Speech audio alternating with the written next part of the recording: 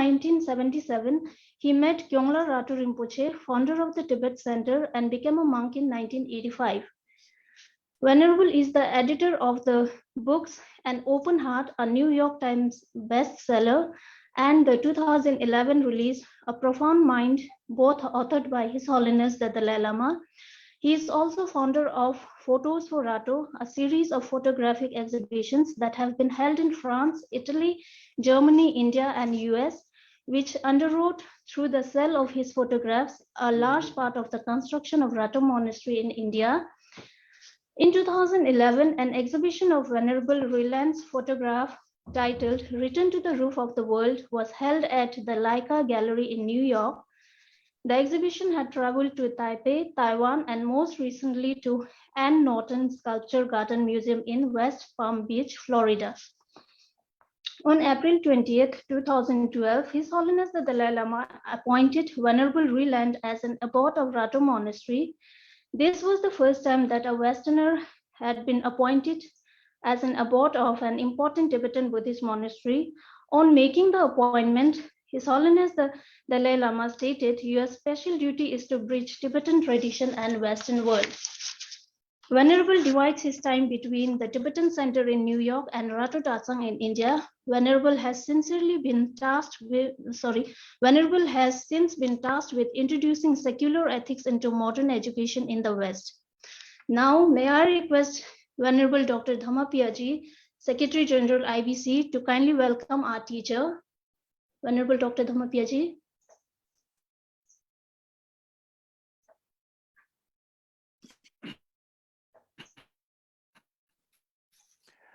Namma Sambuddhassa Namo Tassa Bhagavato Arahato Venerable, your Samma voice is not Sambuddhassa. coming here. The network problem.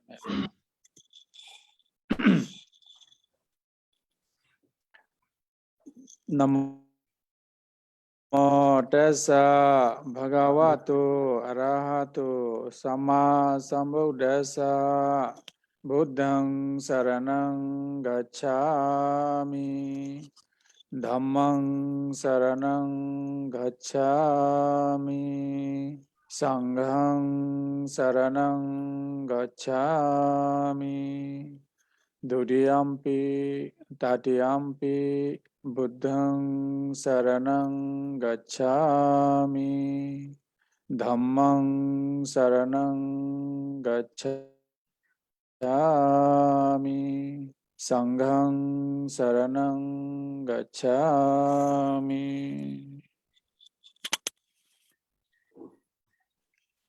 Warm greetings from IBC in India, the land of Buddha. I would like to take this opportunity to welcome Venerable Nicholas Vreeland, the abbot of RatoDratsang Monastery, and also all venerable monks, nuns, Dhamma practitioners, brothers, sisters in Dhamma who have joined online through this platform, and also those who have joined through other platforms like Facebook and YouTube to this Dhamma Talk Series. The topic is very interesting. It's like, it says, small steps along life's path. Venerable Nicholas will speak on this topic. It will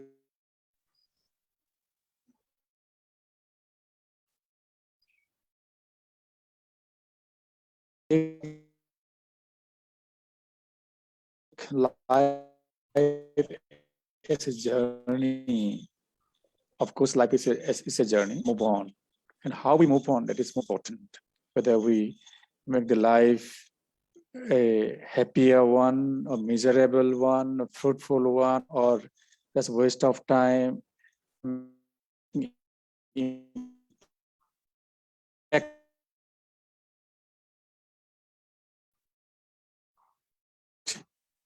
for the benefit, welfare of beings. Very important. The step by step we move forward. And,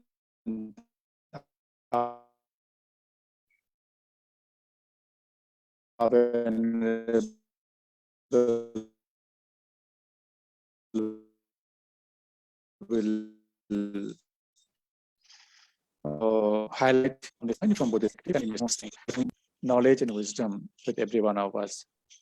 Please. First of all, I would like to thank Venerable Dr. Dhammapiya and all members of the International Buddhist Confederation for your very kind invitation to me to speak. I'm honored. I do want to say that the idea of talking to members of the International Buddhist Confederation about Buddhism is something that I hardly consider myself prepared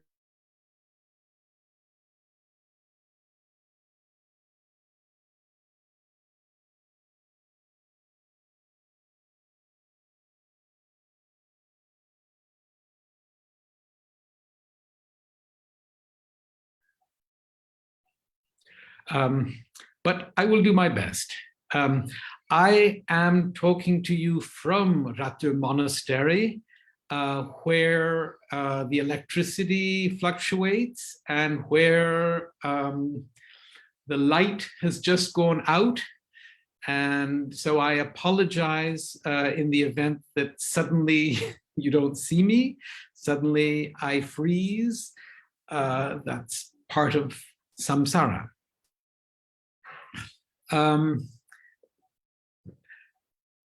So as I was saying before our electricity suddenly died, I'm not a teacher. I'm not a qualified person to talk to you. What I can do is share with you a little bit of what I've learned along my path.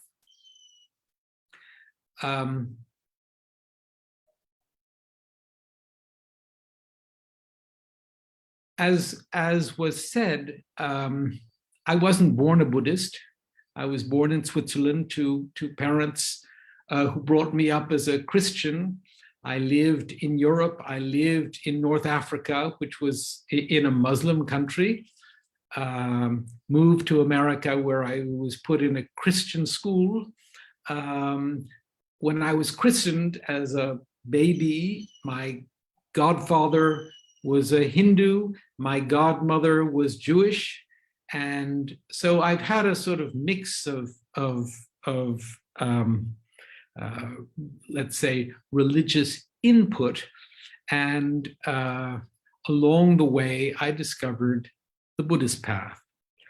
In New York, as a photographer, not a very successful photographer, so unsuccessful that I had a lot of time on my hands. I didn't get many jobs. I didn't have much work. And when my Buddhist teacher needed someone to write for him, to take dictation when he spoke, this photographer had lots of time. And it is because of my lack of success as a photographer that I had the time to actually receive the teachings on the path to enlightenment, on the steps along a path that we have to take, which I will try to tell you a little bit about today. So I've begun this talk talking about me. I've begun this talk really talking from the point of view of my position, which is at the very center of the universe. The universe starts from right here. When I move, the universe has moved a little bit. When I move the other way, the universe has moved. We are all the center of the universe. Each one of us shares in this attitude, in this view, in this perspective of life. which all comes from right here.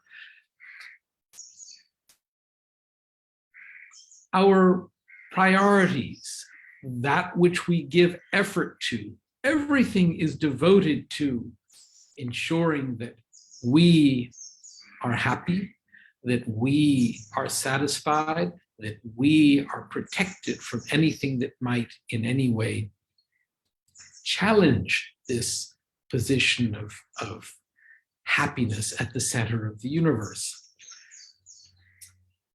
The thing is that we have become masters at ensuring our own happiness, our own position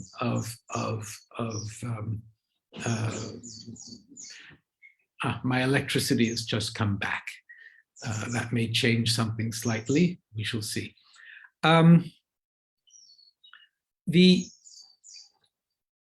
What we often don't do is consider much the fact that each and every one else within the universe is sharing this perspective of himself or herself at the center of the universe.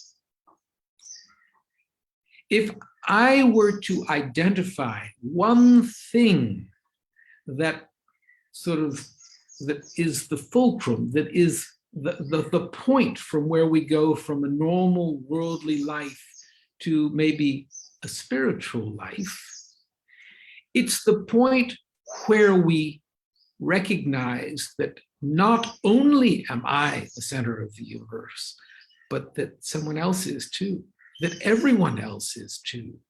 I think that the shift from a regular self-centered life to one of concern for others is the point where we take a step into a spiritual life, a spiritual path, a spiritual way. I'd like to say that the instincts that help us protect ourselves, the instincts that kick in and maintain this attitude that we have of being the center of the universe, is an instinct that we have had since beginningless time. Each one of us has had this attitude, has had this view, has had this natural experience of being at the center of the universe. So I don't think that we should think of that as being unnatural. On the contrary, it's totally natural. But beginning to appreciate the fact that we are not alone there, that everyone else is there, that is something that I might consider to be a little bit beyond the natural. It's something which I think is unique to us humans, though I think that animals can develop love for each other, love for other species. I think that it is all done from the point of view of their remaining the center of the universe. I think that that ability to shift and to actually consider others to be centers of the universe is unique to us. And that unique quality is something that we have to actually work at, we have to develop. And that working at, that development is the essence of the spiritual path. The first step of it is the acknowledgement that our natural tendency is this selfish or self-cherishing or self-centered attitude to ourselves, and the acknowledgement that others share that same selfish, self-cherishing attitude, and that it is natural. That becomes the starting point. The process is one of developing our electricity. Did I go blank for a moment? No. Oh, good. The electricity stopped and then went on. The process of working at shifting from the self-cherishing to a concern for others is the essence of the spiritual path. And I think that each religion has its own way of doing this, techniques for doing this. And since we are talking about the Buddhist way, that is what I will share. But I do think it's very important for us to recognize the rather logical basis for bringing about change. The fact that we do naturally consider ourselves to be at the center of the universe, and that everyone does, and that we therefore have this responsibility to begin to work towards helping them satisfy their place or their attitude towards themselves in the center of the universe. The fact that we as humans have this unique ability should open our eyes to the extraordinary, unique situation that we humans have, the opportunity that we have as humans. And that's not something to be taken for granted. This is something we have to work at recognizing. We have to work at appreciating. The work that we do to appreciate the fact that we are humans and that we have the ability to empathize, that we have the ability to think about others, is spiritual work. It is meditation. It is contemplative meditation. It's something that we develop by thinking through the logical process of recognizing and then holding on to that recognition of our unique opportunities as human beings. That's something that we shouldn't take for granted, and it's something that we really have to work at cultivating. That is a very important step along this path. If we can wake up in the morning and say, goodness, I'm a human being. I have the opportunity to work on myself.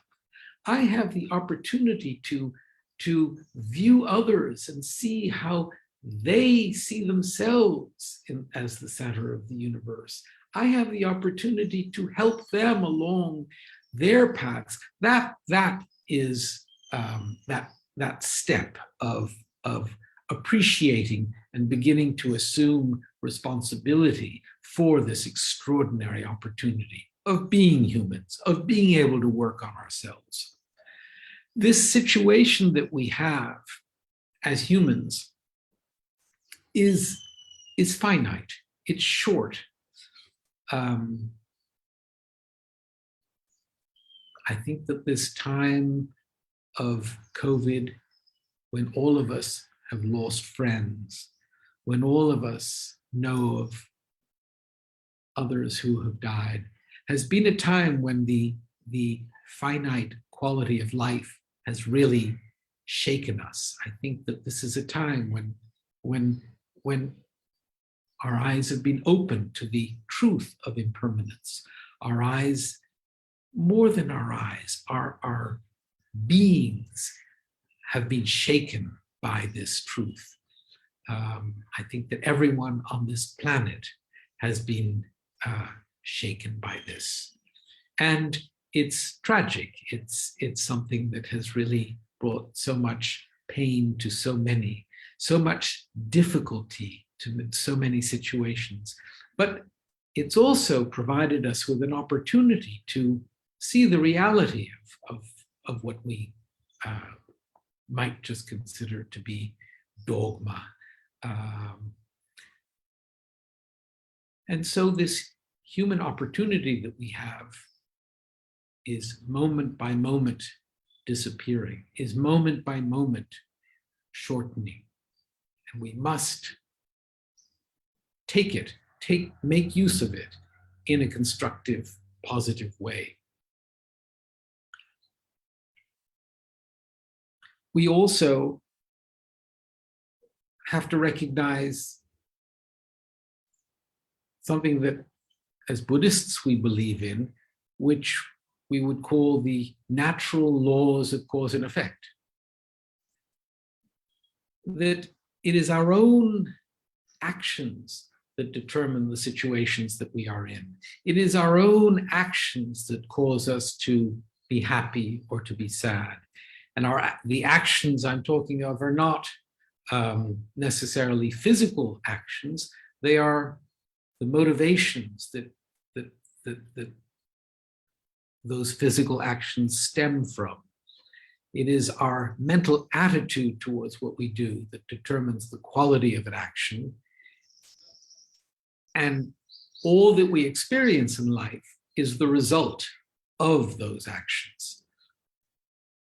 Assuming responsibility for the situation we find ourselves in is something that we have to really develop. We really have to, first of all, understand it logically. We have to accept it, and we have to make use of it. We can't simply have it be some kind of a theorem. We have to live by it. We have to accept it as a law of nature that determines the future based on how I behave now, where I am now based on how I've behaved in the past. There's something wonderfully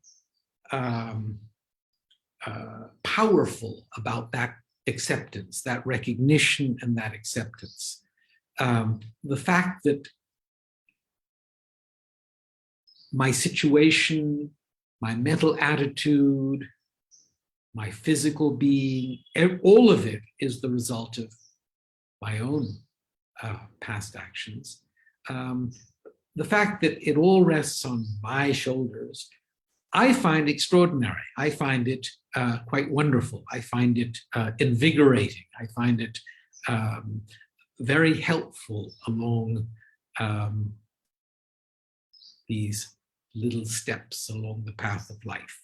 I think that the fact that as I take each step along this path of life, it is the way I take it that determines the situation that I step into, that determines the future.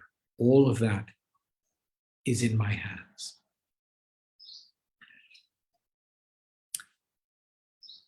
The other thing that we have to recognize is that the situation that we live in, when we scratch beneath the surface, is not great. The Buddha's first teaching was the noble truth of suffering.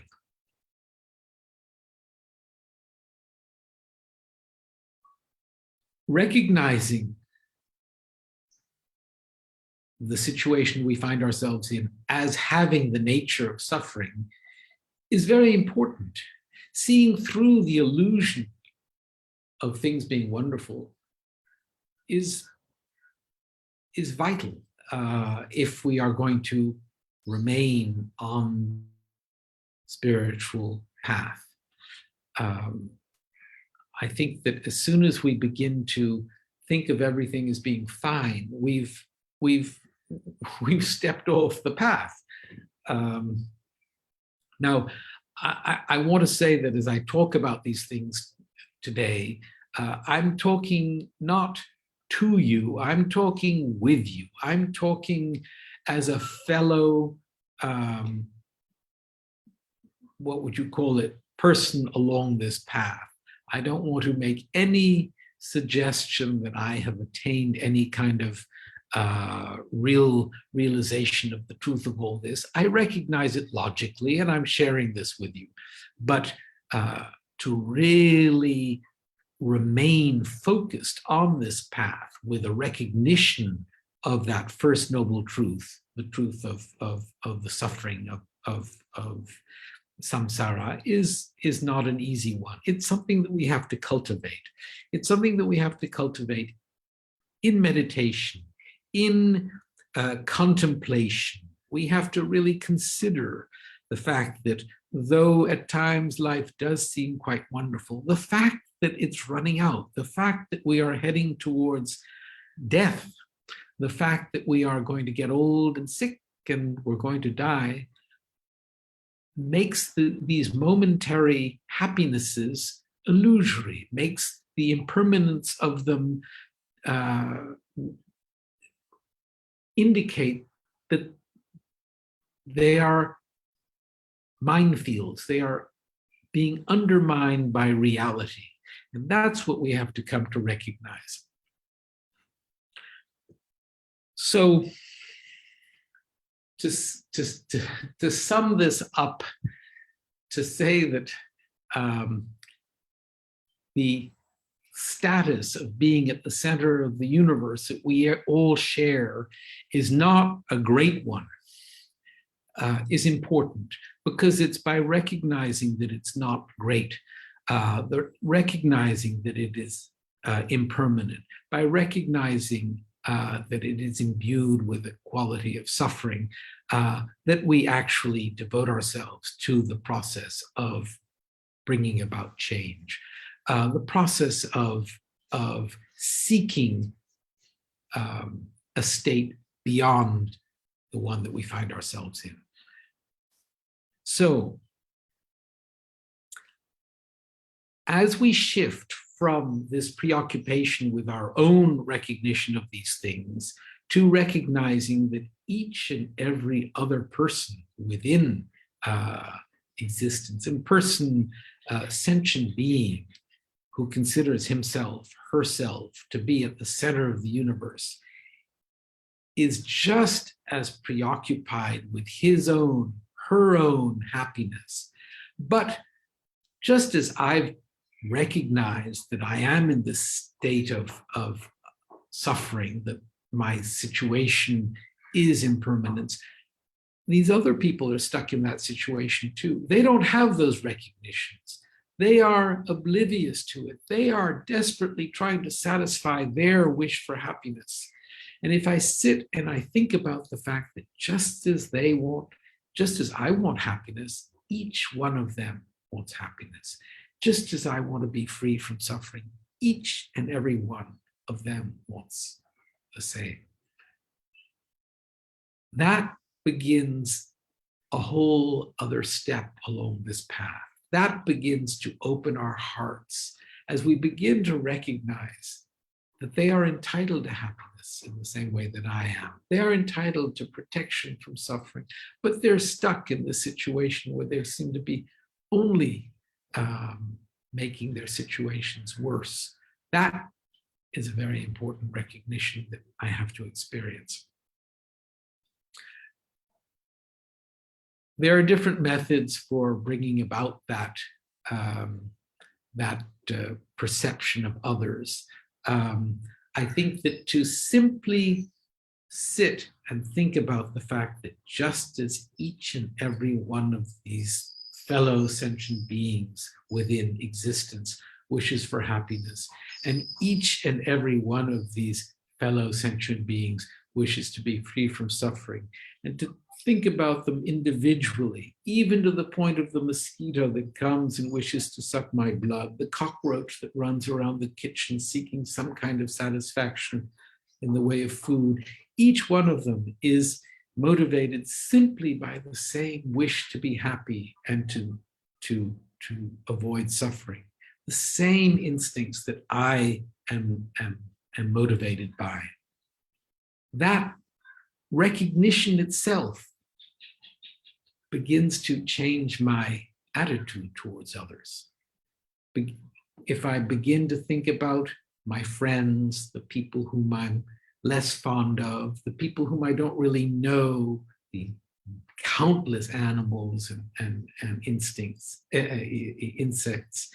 each one of whom wishes for happiness and wishes not to suffer. If I sit and really think about this one at a time, that begins to change me, change my relationship to the world, change my relationship to others. It affects me.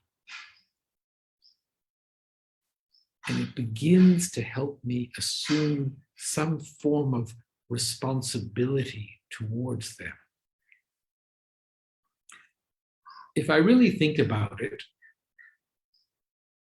I can see that if I've accepted the idea of the laws of cause and effect, all of my unhappiness, all the difficulties that I experience come about as a result of my selfish, self-cherishing behavior. Everything that I experience in life, as I sit here very comfortably in the south of India in my monastery, is the result of the kindness of others. I didn't build this room. I didn't create this computer. I didn't create the infrastructure that enables us all to be together through Zoom. I didn't, all of this was done by others. The food that I eat, the beautiful environment that I'm living in with trees and flowers and everything that I'm experiencing is due to the kindness of others. Whether it's the insects that pollinate and enable the flowers and the trees to grow, whether it's the masons who have built the building that I'm in, whether it's the scientists who've developed the technological infrastructure that makes so much of our lives possible, all of it is due to the kindness of others. I have very little to contribute to this extraordinary situation that I am at the center of. It is all due to others. And contemplating that, thinking about that, and thinking about how all of the difficulties that I'm experiencing are due to my own self-cherishing, while everything I have is due to others, begins to really bring about that shift from feeling entitled to the things I'm experiencing, feeling entitled to my happiness, entitled to the things I want, from that to actually appreciating the kindness of the others who make anything that I am experiencing in the way of happiness possible. That's spiritual work. That's the nitty-gritty of going from a selfish, self-cherishing, self-centered life to one devoted to concern for others. And it's work.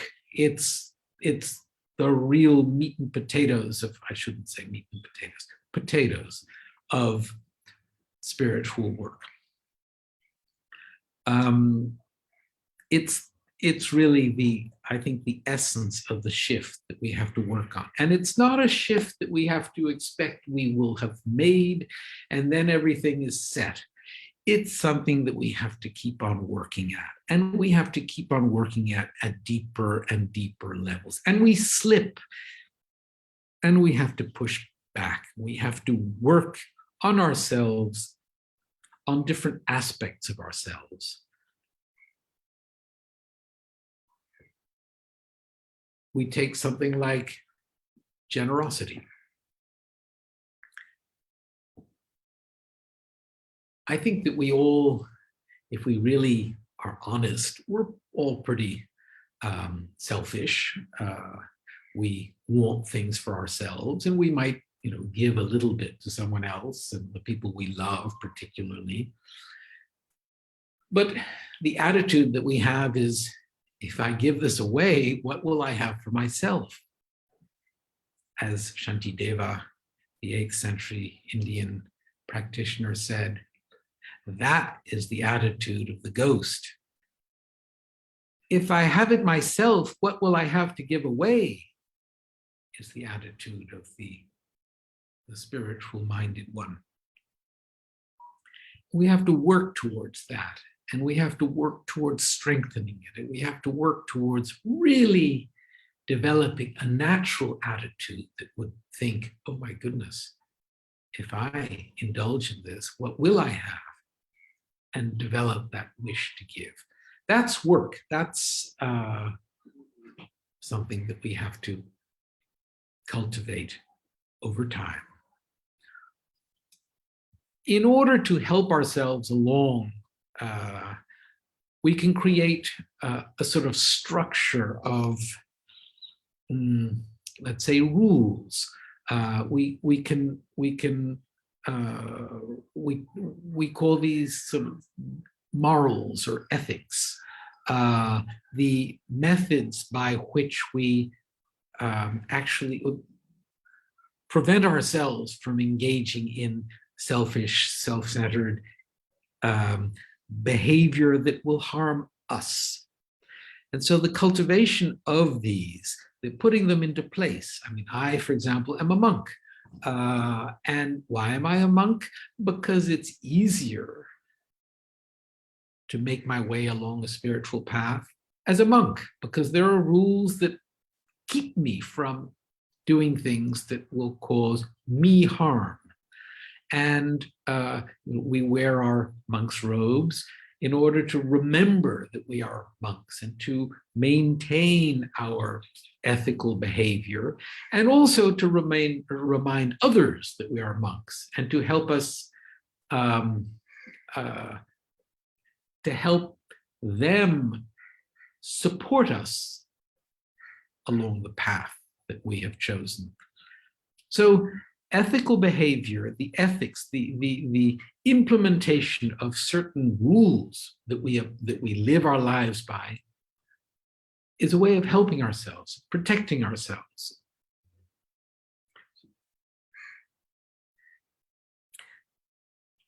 Patience. Anger, dissatisfaction with what we have or the way things are going, and getting angry about it, is a very ugly outburst of self-cherishing. And it really destroys all of our happiness and the happiness of those around us. We have to work on ourselves. We have to work at developing the patience that is the antidote to something that's very natural. I mean, we all get angry, but we have to work against it. And we can't work against it at the moment that we've gotten angry. We have to work on ourselves when we're calm. We have to really work at acknowledging, at understanding, at recognizing the ugliness of anger. And not just the ugliness of it from some kind of an objective point of view, but the degree to which it destroys me. It really messes up my life, my happiness, my steadiness, my environment, my community. All of those things are affected by anger. And so cultivating patience, cultivating the antidote to anger is a vital step. These are all, I'm talking about the practices that have to be implemented once we have recognized this responsibility that we have towards others. We talk about a certain joyful effort, and this particular attitude of perseverance that we need in order to make our way along, taking these little steps along the path of life. The discipline to keep on going has to be undertaken with an element of joy. Joyful effort is the way by which we progress. We keep our practice on track. We keep on going. with happiness towards the cultivation or along the way of cultivating virtue. We need concentration. We need to have a steady mind, a mind that is able to really implement the different practices that we've talked about. We have to develop that concentration. That is another quality that we have to work on. It's a tough one because our minds go everywhere. We have to really develop the muscle of keeping the mind steadily focused. And we have to then diminish the muscle attitude and just have that focus be natural. And we have to develop wisdom. Now here, as a Buddhist, among Buddhists, I will talk about wisdom as being the wisdom realizing selflessness. When we talked about, at the very beginning of this, I was talking about the fact that I am at the center of the universe and everyone else is at the center of the universe. I was talking about the very natural way by which I think of myself as being at the center of the universe. If I really search for a self among the parts that inhabits this body at the center of the universe, I won't find one.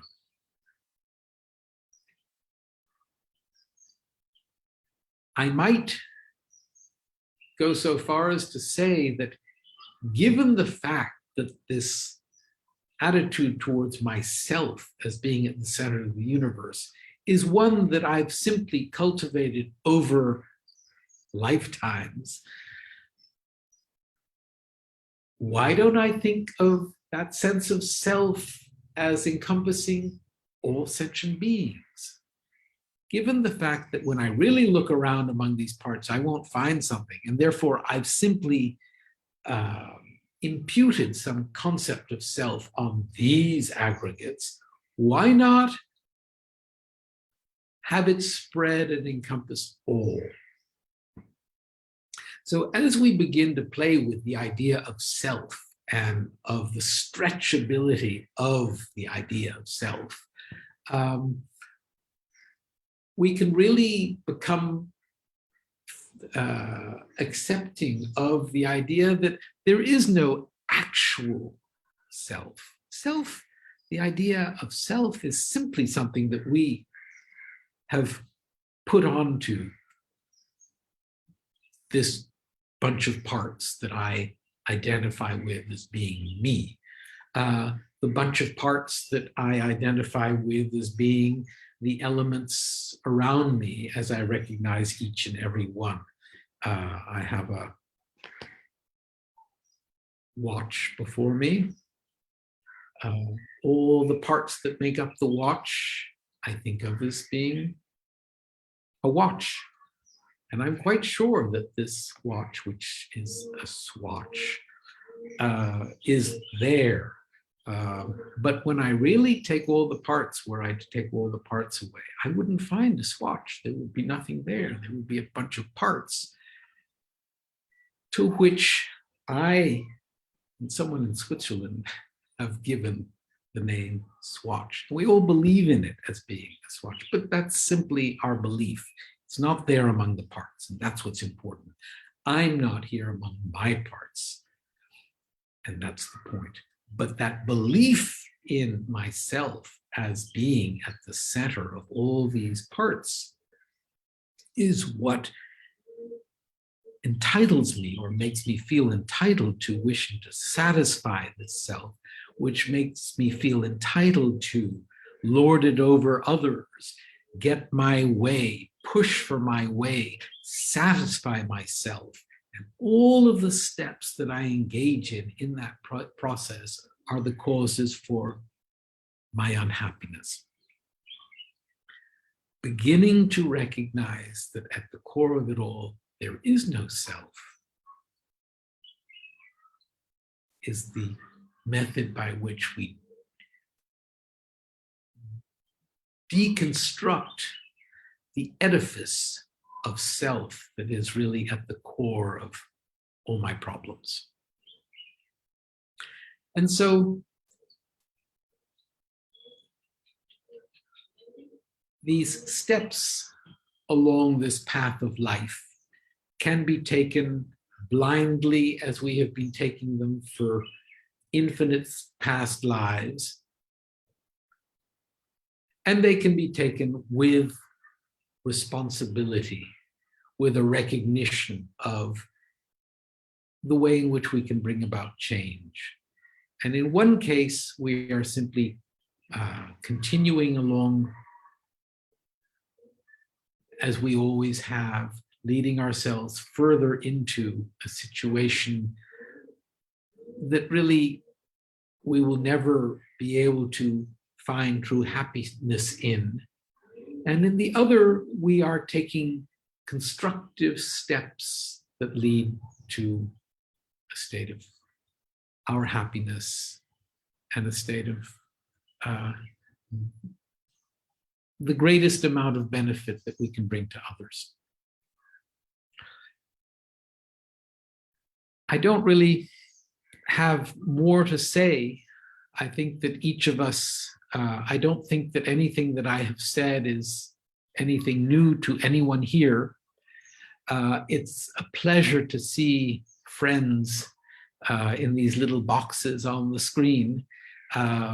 It's been a pleasure to share with you all the recognitions, the awarenesses that I have recognized along my path.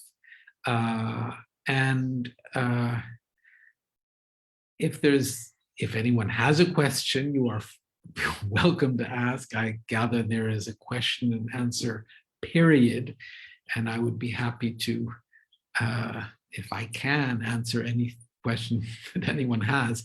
But I do want to say that I'm very happy to be here, and I'm very happy to see all of you, and my very best wishes from the south of India to all of you. Enlightening teaching. Now the floor is open for 20 minutes of question and answer session. If anybody would like to ask question to our teacher.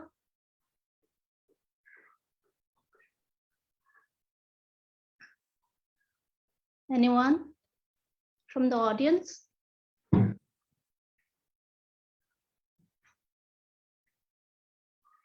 Anybody? Yes. Miss William? Yes.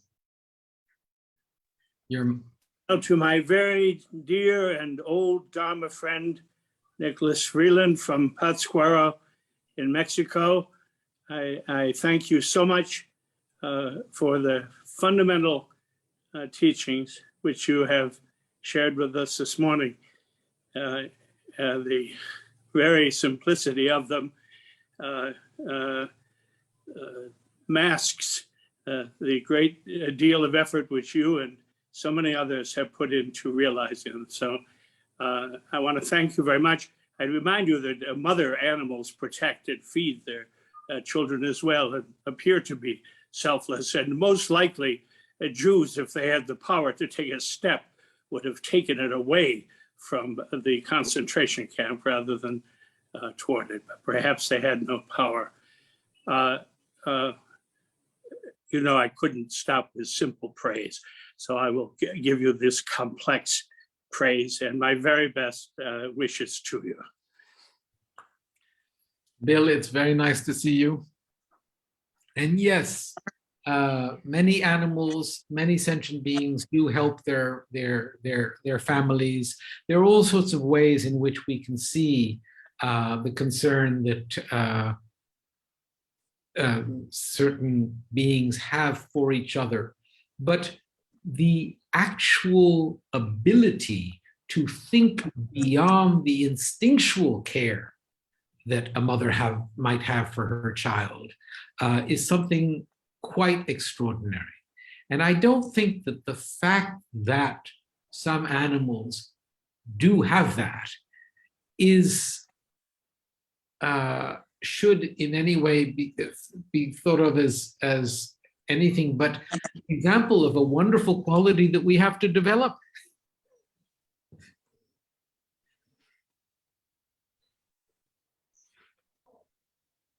Thank you. Thank you, Rinpoche. Any other question?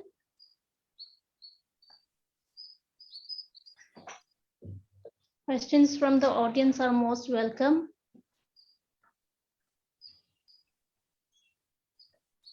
Seems like okay, so seems there is no question. Venerable, I have a question. Like Rinpoche, like how? Sorry, yes, Mr. Aman. Thank you so much for the teaching. My question is, how do we cultivate this sense that we are responsible when we also know that all our actions, everything that's happening is a result of past karma? So it's so easy to just fall into the thinking that that we are not the masters of our own destiny as such. So that's an interesting point that you're bringing up, because we are the result of our past actions. However, we are responsible for how we behave now. We cannot blame the past for our, let's say, laziness or sloppiness or anything like that, or anger, to say, oh, I am naturally angry.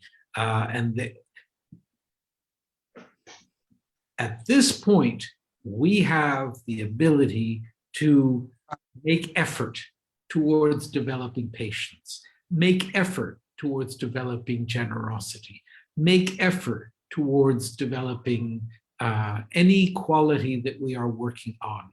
And it is the assumption of that responsibility that is something that is a spiritual endeavor.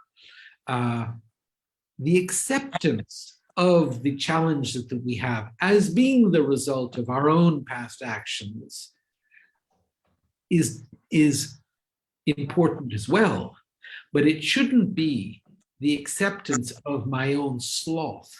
It shouldn't be the acceptance of my own selfishness. It should be the acceptance of a lot of negative tendencies that I have and that I have to now work on. Thank you so much. Thank you, Rinpoche. Hope your answer has been question has been answered, Mr. Aman. Anyone else? Yes, Miss. Hello. Hello. Venerable Nicholas, this is Shantam. How are you? Nice Can to you- see you. I'm very well. Very nice to see you. I'm sorry I came in a bit late to your talk, so I don't know if you referred to this, but I'm very interested how you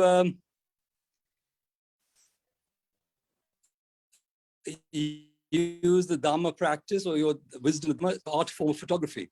Besides, of course, being in the present when you take each click. But besides that, I'd like to, I just love your photography. And I feel there's a great depth in communicating what you're seeing. It's quite exquisite. And I'm just thinking how you bring that balance of your Dhamma practice and your art. And nice to see you. Thank you for your talk. Very nice. There are photographers who meditate and go out and take pictures which, with the belief that their meditation has somehow imbued them with some quality that they will then that will contribute to the creative process. Great, I'm happy for them. It's not something that I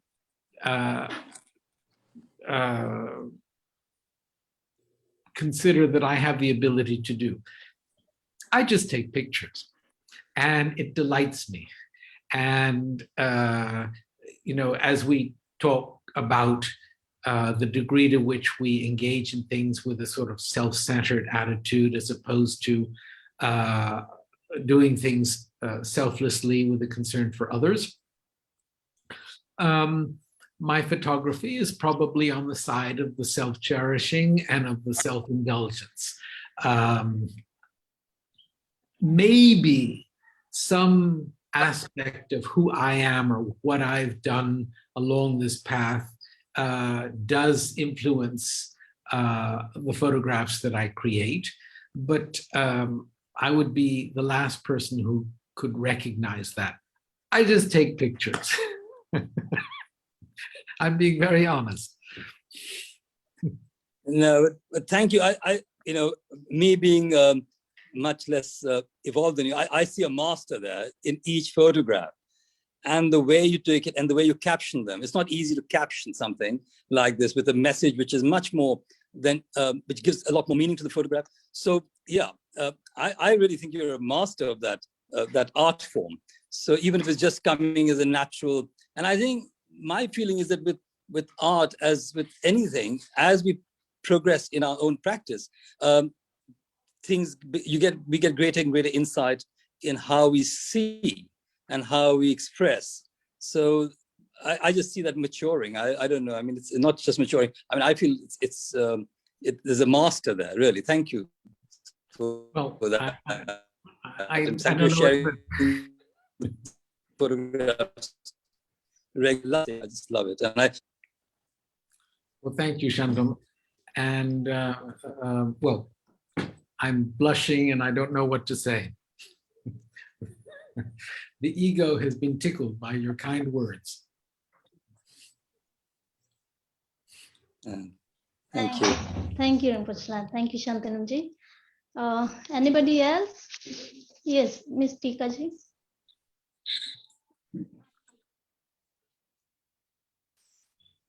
Hi, thank you. Nikki, that was awesome. Spoken so much from your own experience and realization. So it really hits. Thank you, thank you, thank you. My question or comment just has to do with the fact that since there isn't a solid self, right? It's a construct. Is there something to be said about the importance of giving very good training in social behavior, ethics, goodness to children? That's all. And I just loved the talk. Thank you so much. Thank you, Tika. Nice to see you.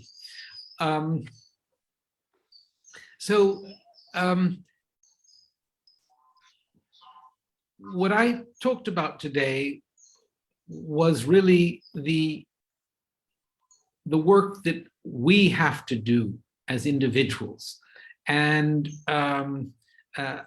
of course, we can talk about the training that bonjour. Of course, we can talk about the training that others have to engage in, that we can train others in. But I think it's really important for us all to recognize that the spiritual practitioner is me. The spiritual practitioner, the person who's doing the work along the path, is me. We have to do our work. I'm not a parent. And so, you know, the training of our children, the preparing them to assume ethical, moral ways that will benefit them is part of the job of a parent, definitely. And the degree to which we are able to provide for that training in a good, healthy way will only contribute to the success of their development. But today, what I'm really emphasizing, and I think it's really important, is the work that we have to do on ourselves. Thank you, Rinpoche. Anybody else would like to ask question to Rinpoche? Yes, Mr. Robert. Hello, good morning. Thank you for Hello, the talk, Rob. Nikki. Nice to see you. Nice to see everyone. My question, which was kind of, but actually might piggyback off what you just said. I'm wondering if you could talk about some small steps and antidotes to, as we work on ourselves, maybe not feeling like we're progressing enough. And when I say that, it has a bit of like this mental feeling, this feeling in this mentally, it feels a bit negative or nihilistic, and as if, as a result of all my karma, like I'm here, I'm working on myself the best I can. I'm trying to leave the world better than I found it and leave myself, better day by day. But, a bit of that depressive note seems to be attached to some of these feelings. Maybe you have some thought-stopping antidotes towards that. So I think that we all deal with that. I think that we are all having to push ourselves along at times, really getting ourselves out of ruts. I think that that's part of it. And I think that we have to learn the sort of skillful means by which we keep ourselves enthusiastic. And quite honestly, I consider that photography has helped me along in that way, has provided me with something that a creative avenue that has accompanied me along this monastic path. And I think that, going for a walk, I think that taking it easy, relaxing, and then resuming, developing the skillful method of dealing with ourselves, dealing with those sort of lows, and helping ourselves out of them,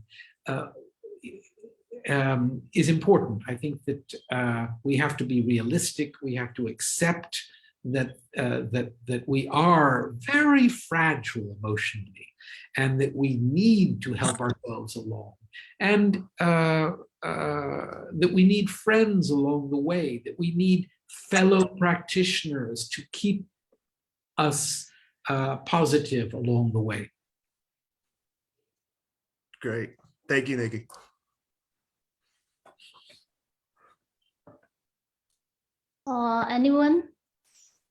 Anybody else? We still have a few minutes.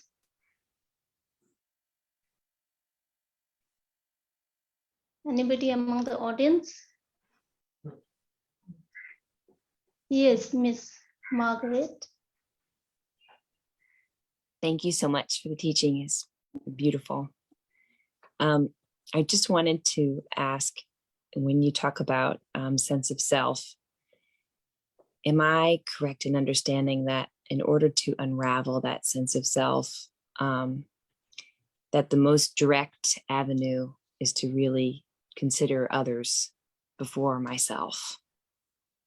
That's all. So, to be technical, I'm not sure that one could say that the most direct avenue is to consider others. I think that the consideration of others is a very important part of the method by which we diminish our preoccupation with ourselves. Eventually, in order to truly diffuse, explode this investment in a sense of self, we have to actually apply reasoning. We have to actually see that there cannot be, among the parts that make me up, there cannot be some kind of inherent me. And when we actually come to that realization, first of all, through really contemplating, really studying, really exploring, and eventually trying to experience that lack of self, that's what actually makes that sense of self begin to diminish. Now, I'm saying these things as if I had some kind of experience. I'm simply sharing with you what I've heard over and over. But I must say that having heard it so much, I believe it, and I share it with you.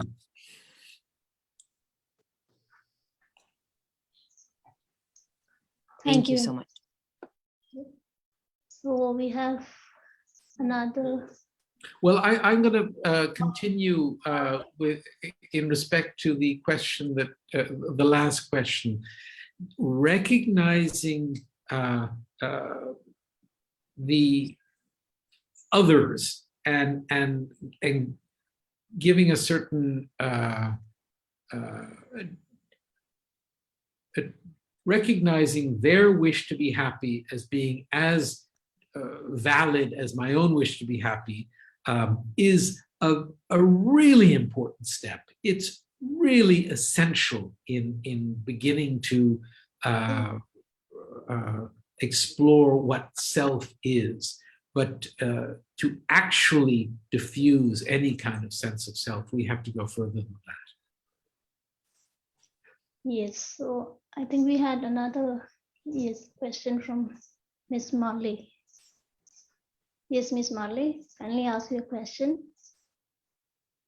Khen Rinpoche, hello. Hello. Thank you for this wonderful talk. I have a question sort of piggybacking on these other questions. What could you say a little bit about the role of joyful efforts in all of this development, you know, through emptiness, compassion, and Lojong, and all of the different facets and steps of the Dharma path? And a little background is like, having lived in the West and now in India, I see a big difference in terms of like the joy that is brought here, let's say in India.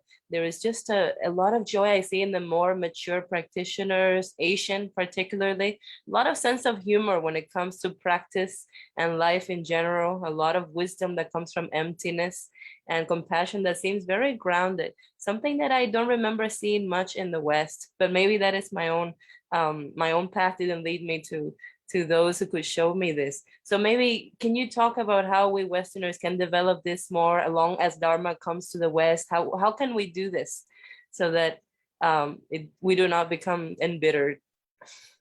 Thank you. So, you know, it's interesting having, like you, lived in this country for a long time. In India, I'm in the south of India right now. I have come to really recognize that the challenges, the human challenges that my friends, whether they are Indians or Tibetans, but they are Asians for the most part here, are experiencing, are the same as the ones that that the people in the West are experiencing. I think that the qualities or the challenges that Westerners face in the West come from the speed of life, the pace of life, the challenges that the intensity of life pose to people in the West. But I found that those challenges are growing really fast, especially in the cities in India. They're the same. The average person in New Delhi, in Bombay, in Bangalore, the challenges they face are the same challenges that New Yorkers, Parisians, Londoners face. And when we step away from those big cities and we come to life in the country, in any of these countries, life is a little calmer. And I think that if we really wish to progress, I think that we have to work at bringing about certain changes to our own way of life, whether we're in the West or whether we're in the East. We have to actually implement certain changes to make the spiritual choices that we decide to make easier.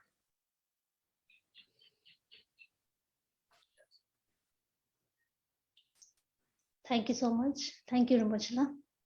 So anybody else? Any question? Seems that we have come to the end of question and answer session. Rinpoche, I have a small question. Rinpoche, how to contemplate on the nature of suffering throughout, like in this modern times? Well, I think that the question that we just heard from Marlene, is that right? I think that Marlene was putting her finger on the suffering of sort of modern, let's say modern kinds of suffering, and how to contemplate the modern kind of suffering. I think that to contemplate the degree to which we are, people in this modern world are just being thrust forward with this need to survive, to maintain the pace of life that is expected of them. And we are living at a time through this COVID that I think that, as I said earlier, has been tragic for so many, difficult, challenging for so many. But this time has given anyone who is interested in the spiritual, developing their spiritual perception of the world, an opportunity to reassess our priorities, reassess how life actually is. It's forced us to slow down. It's forced us to look at ourselves. It's forced us to look at the world around us in new ways, acknowledging, accepting realities that we didn't really need to accept before. So I think that to really answer your question in a timely way, I think that we've been given, or we have in our hands, an opportunity to really think about modern day suffering in a new way due to COVID. Thank you so much, Rinpoche. So I think we are done with the question and answer session. Okay, thank you for the lively session. So in the end, on behalf of IPC and all the participants, I would like to express my sincere gratitude to Venerable Khen Rinpoche for his blessing and teaching. We pray for his long life and healthy, good health. We hope and pray that we get more opportunities to receive your teachings in future. So also, I would like to thank all the participants for joining us today. We look forward for having you all again for our next Dhamma talk on 11th February 2022. Kindly find the details on our website, ibcworld.org. Thank you very much for joining in. Have a wonderful night. Thank you so much. Thank you.